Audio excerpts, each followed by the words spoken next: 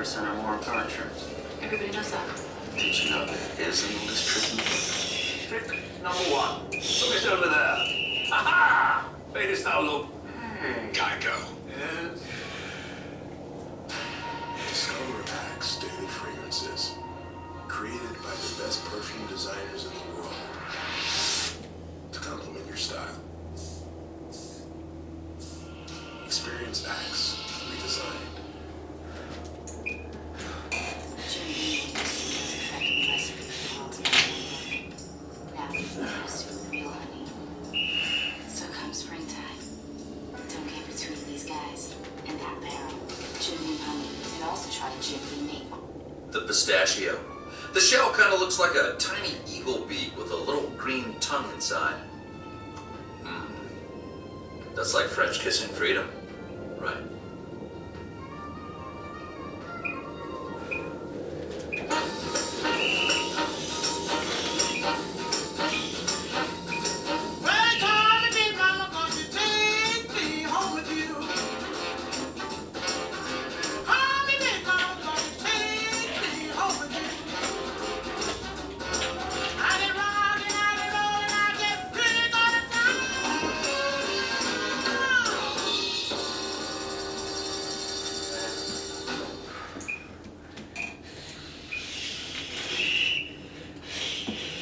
That's our show, everybody. Once again, unfortunately, it is a bad day for people in the world who like brilliance. Here it is, your moment is in. You know, it's when you go out, you know, like on your second day, you ever ask me out, I don't believe it, but if you do, then that's a different thing then because, you know, that's later, like you, our first date. You know what you're going to say. I know exactly what you're going to do. What you're going to say, I wouldn't listen. Right? Look, Kenny, I want to tell you right here and now that I would respect you like crazy.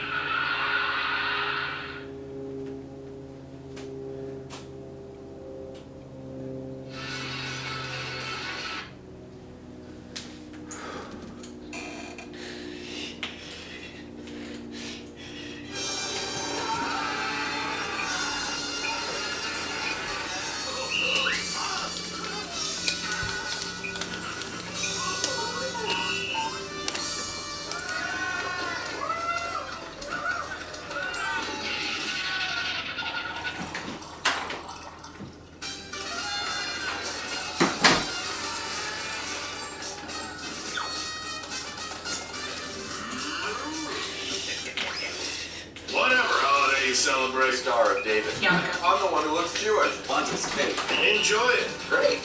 Merry Christmas and may the mistletoe be around you. Comedy Central's All-Star Non-Denominational Christmas Special. Thanksgiving weekend, Thursday through Sunday at 10. November 13th, 2014.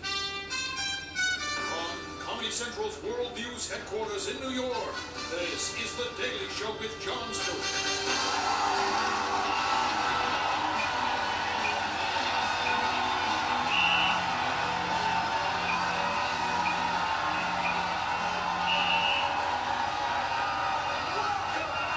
To The Daily Show. My name is Jon Stewart.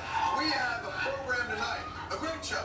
A great show tonight. It's a bit of a different kind of show, though. It's not the same type of show that you're going to see. Because tonight, person on The Daily Show shamelessly plugging their new movie that I have not seen.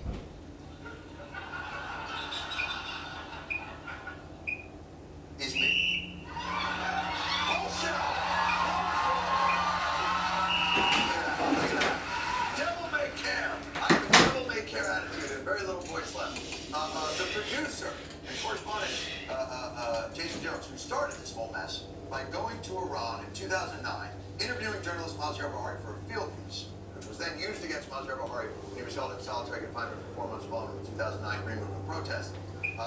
They will be on the program tonight to discuss that field piece. Jason and Tim. Maziar Bahari will be on the program too. Spoiler alert, Maziar Bahari, he got out of prison. I hate to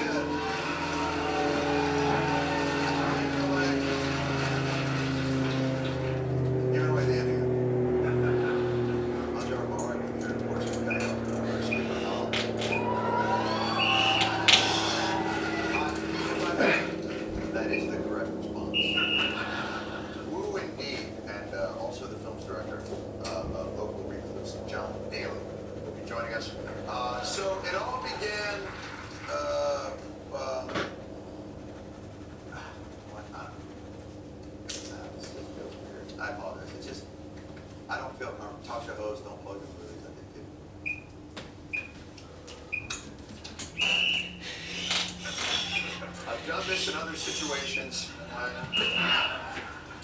Whenever I've had a Rosewater themed problem, I've always called upon this to see if I can get some help. Let me just.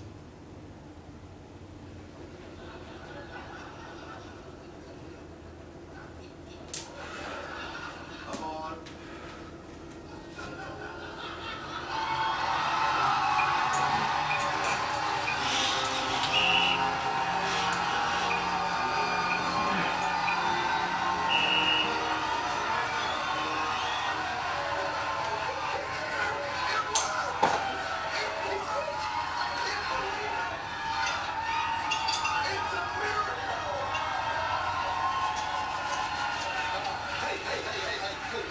Easy. I can't even believe it. You got my Darjeeling summons. Well, I got the teapot broke big abomination. I also, and I guess this was clear, I got the Rosewater press kit, John. Very subtle, by the way. Had a bottle of Rosewater, a Rosewater baseball hat, a Rosewater bottle opener, which seemed a little weird. Yeah.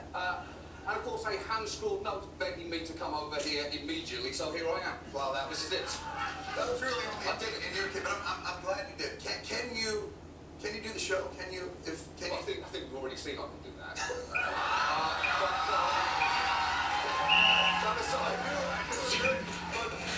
You're talking about right now. I really would appreciate that if you do it right now. It makes more sense if someone else was leading the conversation. I feel that the best person to do that would be yourself. Sure, I'll take one and spin in the non-premium cable host chair. All right. So give me on that puppet. Give me on that puppet.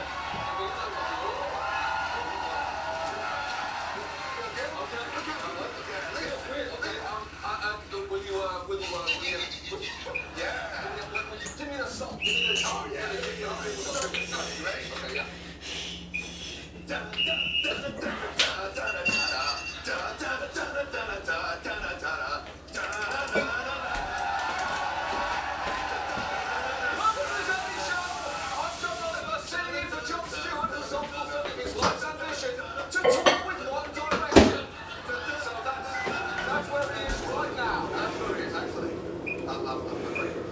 Did I ask you to speak?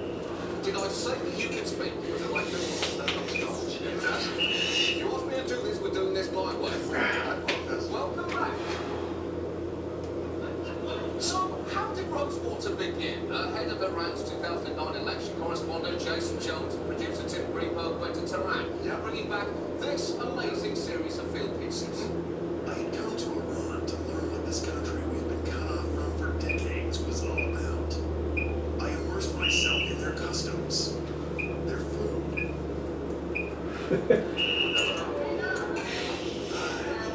You're a beautiful cave. Thank you. I know it's called a pigskin, okay, but it's not against your relation to catch it. You're a beautiful cave. Thank you. I know it's called a pigskin, okay, but it's not against your relation to catch it. Suck it down. There's the only American in this room. He's scared. Only shoes thrown away from the incumbent president. What's up, man? Yeah, I don't speak I studied Arabic for 10 months. I assured my producer, Tim Greenberg, that as long as he was with me, there was nothing to fear. It's funny because Jason Jones is an unremitting arsehole. Please welcome the team behind the man, Tim Greenberg and Jason Jones.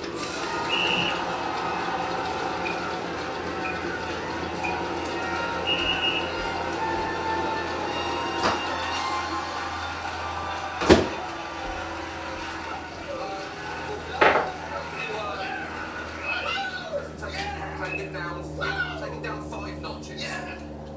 Do you know what? Just go. Good day. Good day to you. But I said good day. Good day, sir. John Stewart, ladies and gentlemen. Okay, so. I would so very much love to say that to him. Yeah. It's easier when you're not here anymore. It really is. So let's talk a little bit about how this mess and then this movie began. You found Mazio for your film piece. How did you find him and why did he stand out as being suitable? Well, one of our segment producers, Softcaster, sent us a video that Mondiar had made when he spoke to Ted Kopp. And I remember very clearly looking back, all the stuff that has happened, the movie, everything, last 5 years. I remember that moment, looking at the video, thinking, yeah, still do. And if it had it not been for that moment, none of this would have happened. What's smoking? Right. He was literally the only person we found. He also spoke to what you needed to hear as well, which was pointing out that our perception of Iran and the reality were two very different. Yeah, he was from Iran, had lived in London and had a leg in both worlds, and could explain that, yes, exactly, that although there are differences between our countries, a lot of similarities, and that was exactly one of the points that we were making going into. So how, if Iran is as afraid of the Western media as Rosewater makes it clear, why the did they let you? Not just both of you, specifically Tim Greenberg. Seems like that might be... I see what you're implying here with the Berg part. Why did they let you in? Well, they didn't. Well, here's a funny story. As we were landed in Tehran, Jason Jones, the Canadian, walked right in and sipped tea with the locals. Tim Greenberg, of Jewish descent and American, was pulled aside for an hour. Yes, I didn't think that was so funny. Although, as soon as we got downstairs, they took me into this sort of side room with these two security guards, and they started watching soccer and completely ignored me. So I figured, all right, this won't be that bad. But in fact, our time there was just that. It really was. It felt like it was a fine place for us to be. We did not feel threatened. We did not feel that basically what was about to come a few weeks later, we did not really sense. There was a slight sense of a society press, very slight, but generally we were able to get away with all the kinds of stuff we do on there. We got a little tip off when in the little scene we showed playing football with kids. We were in a town called Esfahan, a very holy town. And our fixer came running up and he said, we have to leave now. Quick. I was like, oh, okay, yeah, we'll leave the holy square. He's like, no, the city. The city, we've been kicked out of the city. Apparently you're not allowed to play football on their holiest of holy squares. And to throw a pig skin around. A pig skin, When yes. we were leaving, he made it very clear when I said the other patients, like, no, you cannot be concerned with that at all. You will never be allowed back in Isfahan ever again. I guess basically congratulations to everyone. You got a spin-off, because SNL does movie spin-offs all the time. People Wayne's World, Blues Brothers, and it seems only fitting that the Daily Show gets a spin-off involving an Iranian journalist being tortured. Yeah. Tim Greenberg and Jason Jones, ladies and gentlemen, on the roster.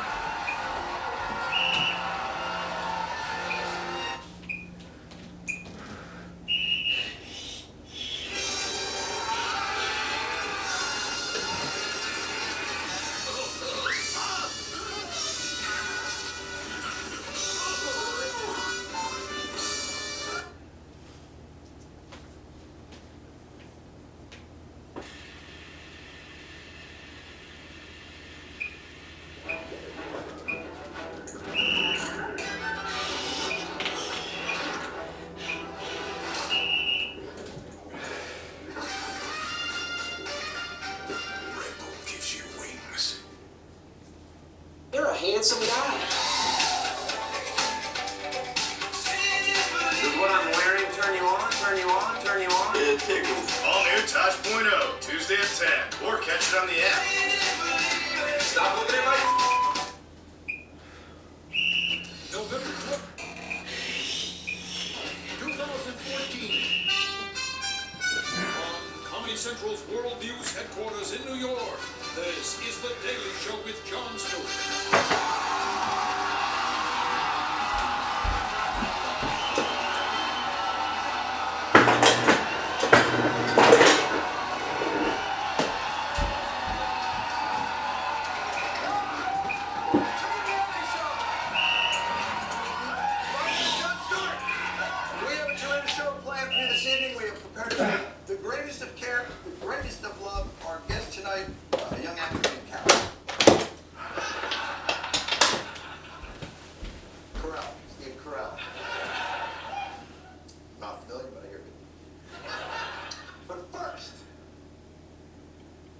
Last night we poked a little fun at the Apex Summit in Beijing.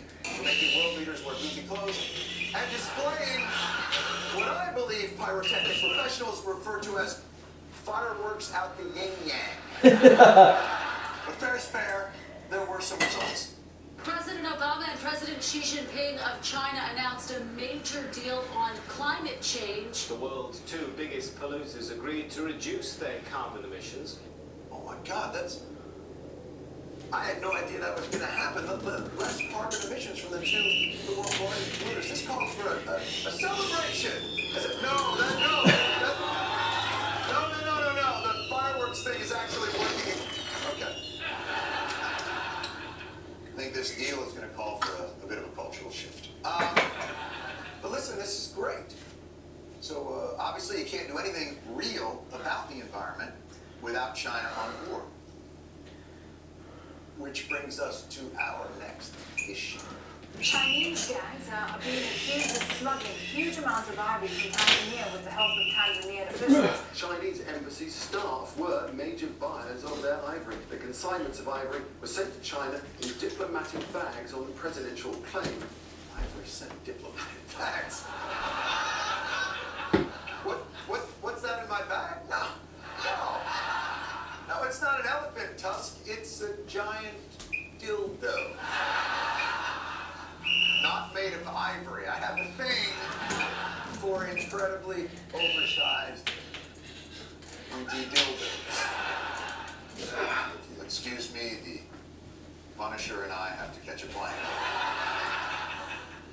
How could you, China? Providing a market for illegal poachers. I don't know how you, China, can even look at yourself in your incredibly intricately carved gilded ivory. What kind of soulless immoral country would be the largest retail market for ivory? The United States is the second largest retail market for elephant ivory. Hello. Wait, how can that possibly be? Unless the I stands for ivory. I always thought it was white plastic. Needless to say, our insatiable hunger for ivory trinkets, enjoy that?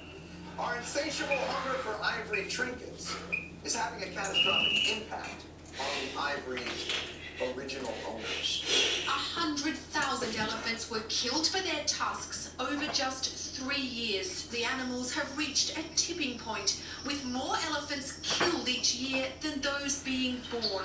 If it continues, they'll be wiped out. All right. It's clear we've got two options, people. Either we, as humans, can decrease our consumption of ivory by no longer buying trinkets we don't even need. Or elephants can lose this 2-year gestation thing and start shooting out pups like a t-shirt cat. I mean, chop, elephants, your careers can wait. Come on. Start. Come on. Look, clearly, we're not going to save elephants because it's the right thing to do. That's just not us. Let's switch the pot. What's in it for us, the tuskless? Terrorist groups have another source of fast cash to buy guns and fund the rest of their illegal activities. They're slaughtering African elephants and selling the ivory tusks for a lot of money. Only 1.6 tusks would be required to fund a spectacular double terrorist attack on 2 embassies in East Africa. So you're saying saving elephants can actually keep us from being victims of terrorism? We'll take off our shoes at airports to prevent terrorism. Surely we can stop buying souvenir ivory figurines made in the likeness of the ivory donor. Apparently, ivory money is funding almost every civil war, genocidal militia, and terrorist group in Africa, from Al-Shabaab to Boko Haram.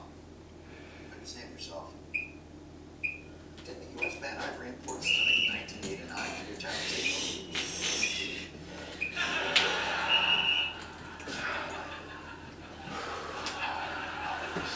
I was not aware of that, but we did. We did ban it. But there would be tusk-sized loopholes in it, big brother. You've been able to walk the streets of New York and find ivory for sale. And if you're a cop and say, I think your ivory's illegal, the first thing that the ivory seller will say to you is, no, mine is antique. Oh, it's antique. Antique ivory is grandfathered, and that's the loophole. pretend things are antique.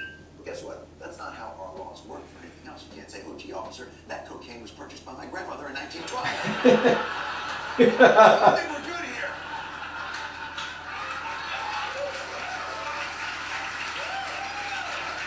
You know what? Back then, people were polite. They had respect. Would you like to cocaine? That's why earlier this year, the Obama administration proposed a new ban on all commercial ivory sales within the United States and stricter documentation requirements for antiques.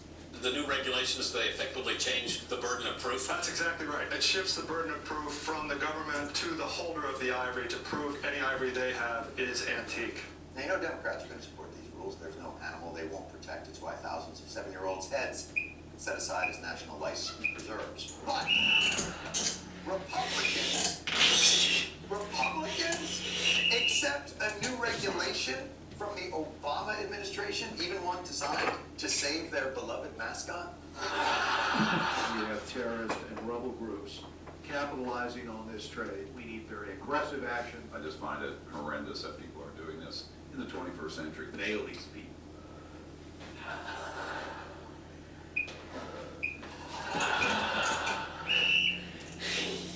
We have just witnessed something rarer in nature than the African elephant.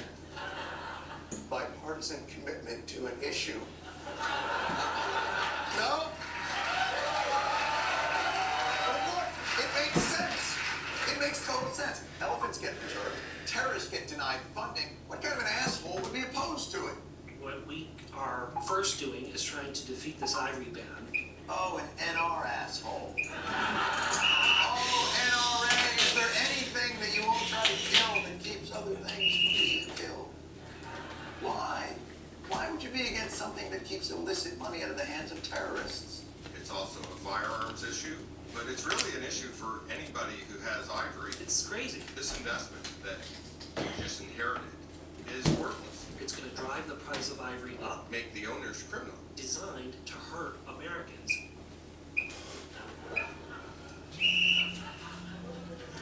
So I guess the only things that should be hurt here are giant land mammals and victims of African terrorism. Well, you know what? I'm just not sitting around in a studio yakking on the radio. That can't put a dent on this just and powerful bipartisan congressional resolve. No lawmaker's going to take the bait. For those who are concerned that this administration is trying to take away our guns, well, this regulation could actually do that. Now, introduce legislation, S 2587, the Lawful Ivory Protection Act of 2014, to stop this misguided policy from going forward. See, this is why we can't have nice things. Like elephants. We'll be right back.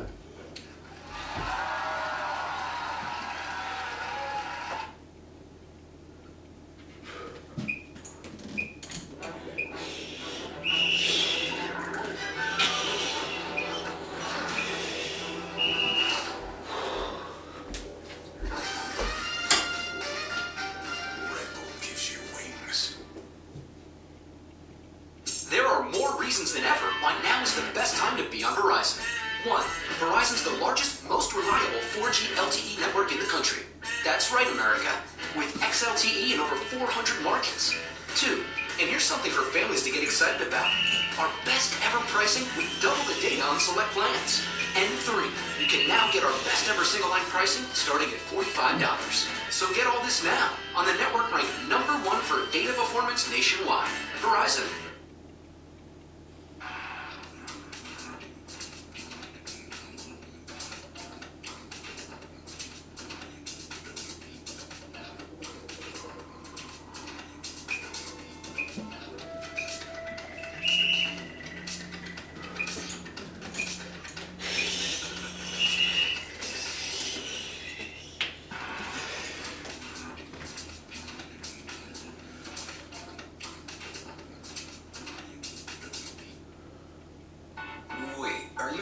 full Adobe Photoshop on a tablet? Yep, but it's not just a tablet, it's really a laptop. It's a Surface Pro 3 with a touchscreen. Well, it can't be as fast as my Mac. Sure it can, and it is. But you probably can't plug anything either. I have a USB, mini display port, plug away. This is my favorite. It's the kickstand. So you're saying it does more than my Mac? Well, technically, you said it.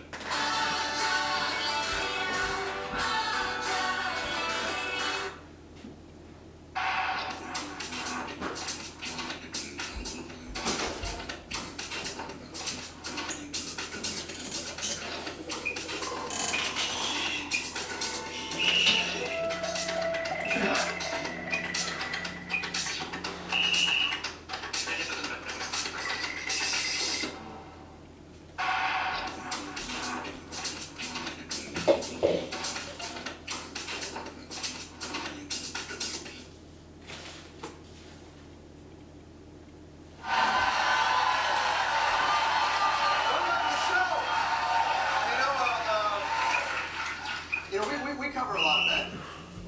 Let's look at something that's good. Great state of Minnesota.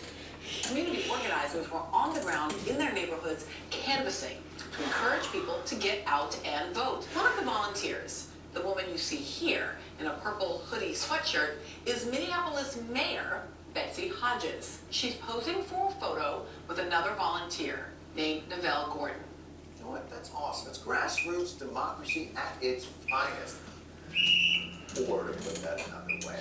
This is a photo of Minneapolis Mayor Betsy Hodges, arm in arm with a man flashing what law enforcement agencies tell us is a known gang sign for a Northside gang.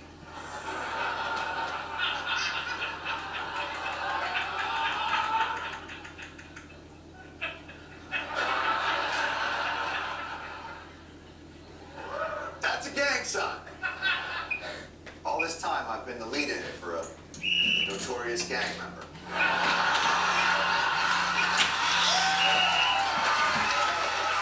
know what? That's it. I don't want that gang member. I want that guy gone by the end of the year.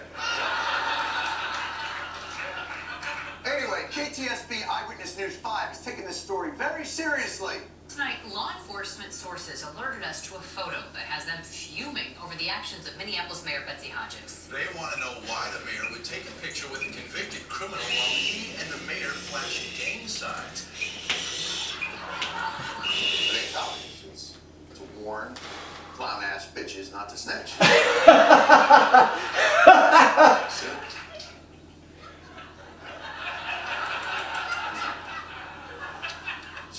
It's just not a sentence I say a lot. How on earth can the mayor's office explain this blatant endorsement of criminal activity? A spokesperson concludes by saying, quote, she and the man in the photo are just pointing at one another. To which the head of the police union says, she's been around long enough, she knows better. Come on! She's held elective office since 2005, whereas pointing as a gesture only goes back to literally the very first form of human communication. By the way, that of course, no, do not encourage notorious gang kingpin Huggy D. All right, so Mayor Betsy Hodges was doing voter registration work with a man who wasn't in a gang and was brazenly flashing a not gang sign. So how does this get painted as a gang thing? 1 month ago, she took a strong position on law enforcement and community relations. She wrote this in an open letter to the community. Quote, some officers abuse the trust that is afforded to them and take advantage of their roles to do harm rather than prevent it. Oh, I get it. This isn't so much about the mayor flashing this sign at a supposed gang member as it is about the police union flashing this sign at the mayor. Now, anyway, the cops are mad because the mayor criticized their conduct. So when they came across this picture, they told everyone that it was actually this picture. Which means, unfortunately, it's time to once again update our list of innocent things black people do that look suspicious.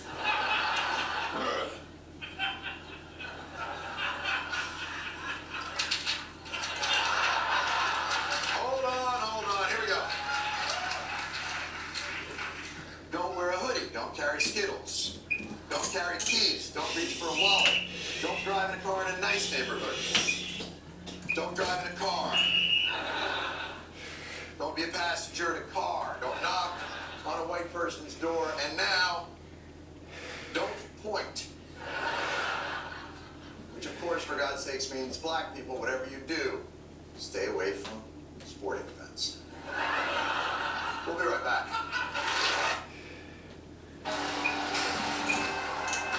One family with one passion, to make a superior rum.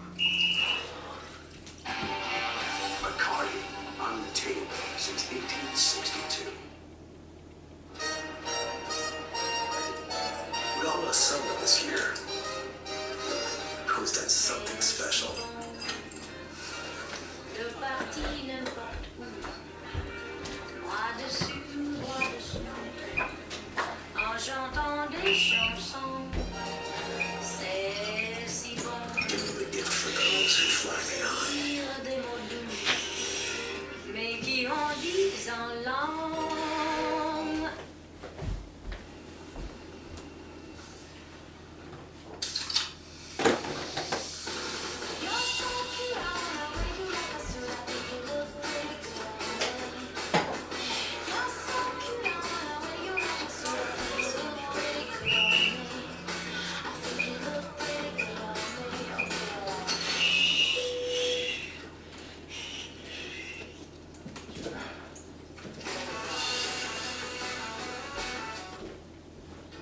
What would you give someone who convinced you to follow your dreams with one cross-country road trip?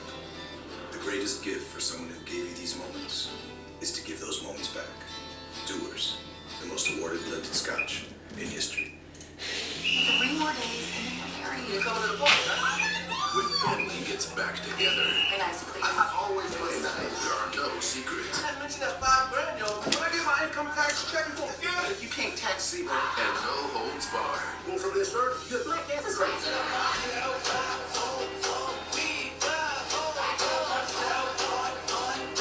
You been there before, Whoopi? Hi, Whoopi. My name's Tom Fuck. It's gonna be sad.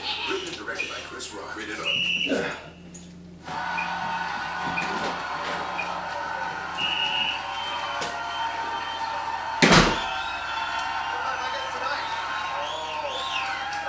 Gentleman has a new film out called Foxcatcher.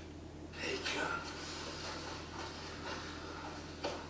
Really sorry about your mother. Oh, no. It's fine. It's fine. Yes. You sure? David, we have a lot of work to do in the next couple of months. And you're an integral part of that. I understand. I understand. I need you. And I will be relying on you to a great extent. I want, more than anything, to win a gold medal. Welcome back to the program, Steve Carell. Steve! You're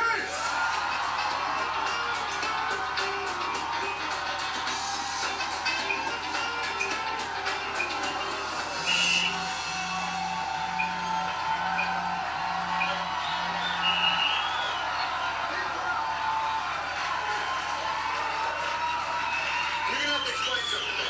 I'm gonna need some help here. Yeah. I'm gonna need some help here. So I go, and this is something, and I don't mean this in no way to be disrespectful.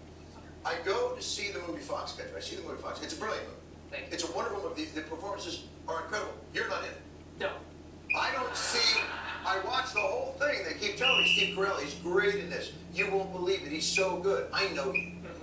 You're not in this movie. No, I am not. You weren't in that clip. I looked all over the thing. There is a gentleman in it who is phenomenal. But I've never. Tell me about that. He plays this character DuPont, who is sort of a twisted. He's an eccentric, rich. He plays it. He inhabits it. He doesn't play it. It's not even acting. It's being. Does he disappear? Let me tell you something. He disappeared. I'm watching it with Al Pacino. Al and I went to the movie. And Al turns to me and he says in the middle of it, I don't know who that guy is, but I'm quitting. Because that guy's so acting. What would they call it? Good. Acting. Good acting. It's ridiculous, dude. Did you have any, when you watch it, does it even feel like you? Does it? Do you even remember it? It's an incredible performance. I'll admit, it was weird. It was weird. It's we went away for 3 months. Yeah. And I was 3 hours every day getting into that stuff. And it was strange. I mean, this is a real guy. And we modeled it after this real guy. The gestures, the voice, everything. And it doesn't feel, you know, sometimes you watch a movie and you go, oh, look at that guy acting, showing the acting. It doesn't feel like that at all. Thanks. It's like in happening, and you were here for years. I never thought you'd know it. I mean, you were, you know, we have you out there. You're eating Crisco. You're getting drunk. You're in shorts. You're, you know. Why didn't you say anything? I tried. But you would never listen. Can I just say, I saw Jon Stewart's movie. Yes, he did see that. And it is equally remarkable and fantastic. Let's have, you know what we should do? Here's what we should do. Let's have a fawn off. A fawn off. You're acting. Shakespeare, from the grave, got an erection watching your movie. I have never seen a director achieve in any movie in history what you were able to achieve in the movie Rose Blusher. No, honestly, it is, I know you're you're blocking John. Because you don't want me to embarrass you. No, I'm very proud of it. Fantastic. Thank you so much. You know what? We came to see it in Telluride, and I have to say, it was the first time we showed it to a crowd. It was so and when good. I saw Steve come out through the crowd, it really did, like, I got, like, watery. Like, you came up, and I was just like, I know you. Like, it was like, what are we doing I here? know. And no oxygen. Did No. you know, had you been to Telluride previously? Yeah, I had. It's 50,000 feet above sea level. Yeah. I felt like, you tell me if you felt like this, when I got off, there's like gondolas that take you places because you can't walk. Right. And I remember not being able to breathe, but everybody else was walking, or it felt like I was in a science fiction movie. Yeah, You were everybody like- was fine. Everybody's walking around. And you need a mask. You need some sort of oxygen mask to walk around up there. Right, and I wanted to grab people and go, don't you see they're suffocating us? Yeah, you just have a perpetual headache up there. Beautiful though. It is beautiful. We think, or maybe that was a hallucination.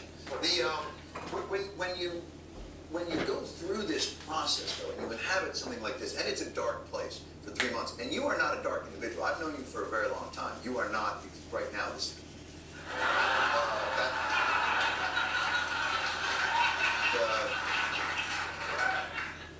Or what question do you want to answer? It's really up to you. It's up to you. Whatever question. But do you understand? You know, you're just a good person. I would think it's difficult to live in that for a while. It was strange. Actually, we shot it in Pittsburgh, and I'm glad. I went home on the weekends, but it is a weird thing, and not to sound too actory or methody, but you kind of stay in it. Not like I was walking around in character the whole time, but you sort of stay in that tone, and it's pretty heavy and it's dark. Kids are still they're too young to see this. Oh yeah, no, it would not be. It wouldn't be a good thing to see Dad doing that. You know what's going to be awesome though? When they're like 18 and they're acting up a little bit, you go, give them this one. Put on the DVD player. And I'll sit behind them going.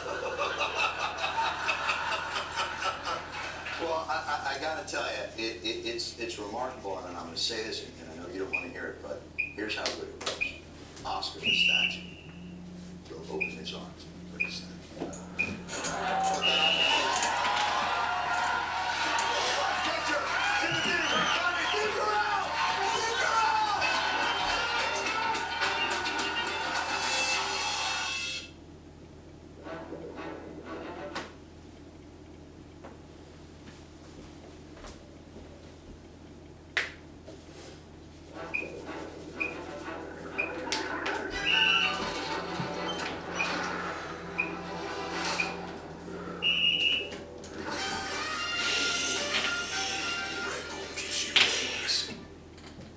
You're a handsome guy.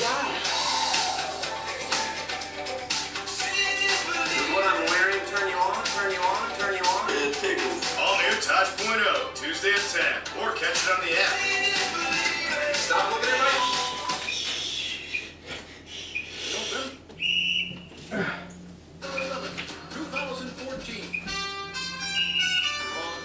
Central's Worldviews headquarters in New York, this is The Daily Show with Jon Stewart.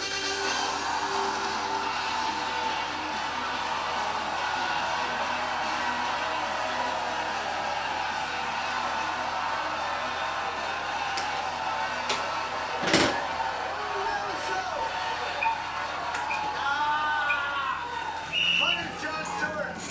Our guest tonight, United States Ambassador to the United Nations, Samantha Power.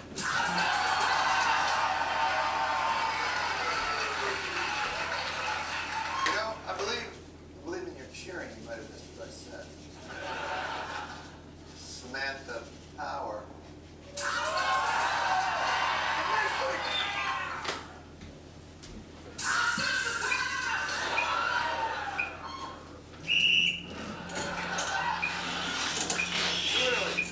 You drowned out the little music sting there, and then I'm completely lost. I just have to. All right. Big news tonight in the war on exotic hemorrhagic viruses. New York City's first and only Ebola case successfully treated. Dr. Spencer is Ebola-free, and New York City is Ebola-free. We did it, people! We're Ebola-free! Ain't no bloody feces from me. Ebola. I was singing again. You missed it. You know, seeing this man get better, it reminded me. There was a time in New York when the specter of Ebola made us change our behavior. If you came across some strange mucus or feces or something out there on the subway, the street, or anywhere else, don't eat it, Well,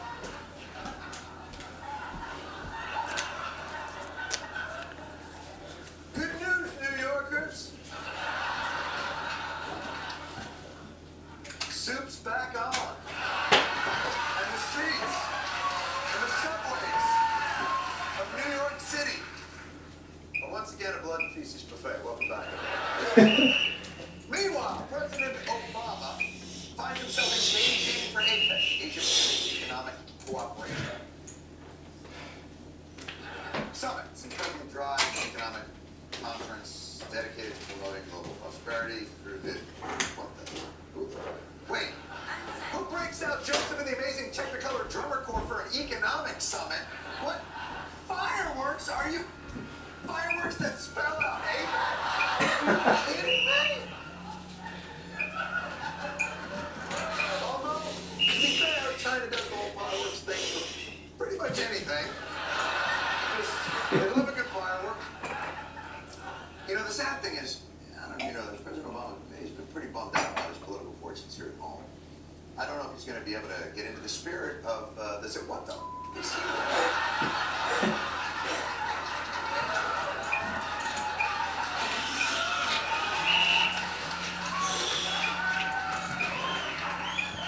He didn't dress for a summit, he dressed for the Hunger Games.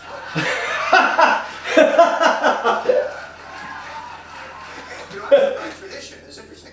The host countries of economic summits usually choose a fanciful outfit for all the world leaders to wear.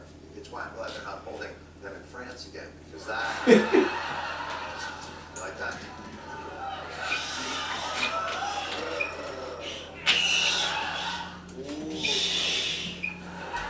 So other than cosplay, what's on the agenda at APEC? Climate change is on the agenda, and a Chinese government official said good air quality is the priority of priorities. Well, they think that's what he said. It was difficult to hear the official say that. The curtain of sound dampening smog that passes for air in Beijing. I mean, how are they going to make it breathable for the summit?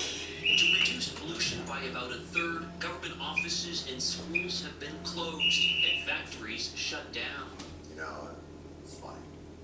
It takes me back. I'll never forget. I was growing up in China. We used to sit around the radio, listening in the morning, hoping we would get out of school for Air Day.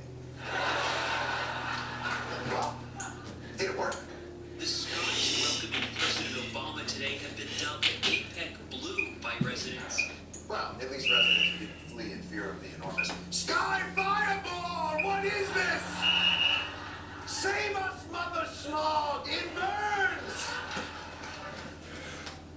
Have they even thought about how mad the people of Beijing are going to be after the summit when their air goes back to abnormal? An editorial in the state-linked China Daily said Beijing residents will no doubt feel uneasy when the city is once again smothered in smog after the APEC meeting, but they will get used to it as they did before.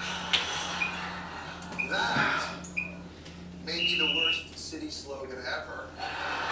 Welcome to Beijing. You will get used to it, as you did before. But of course, you know, the real action was inside the summit. All eyes were on the leaders of two of the world's cities. President Putin went up to President Obama in this very ornate room, and President Obama sort of averted his gaze and avoided eye contact as if, not again, I don't necessarily want to talk to you. Make it sound like they're mean girls.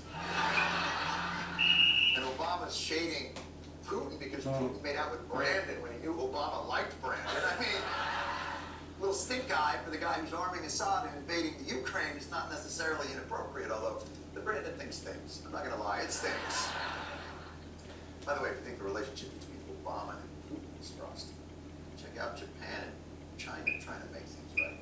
An awkward handshake between Chinese President Xi Jinping and Japanese Prime Minister Shinzo Abe. It's their first face-to-face talk since either leader took office.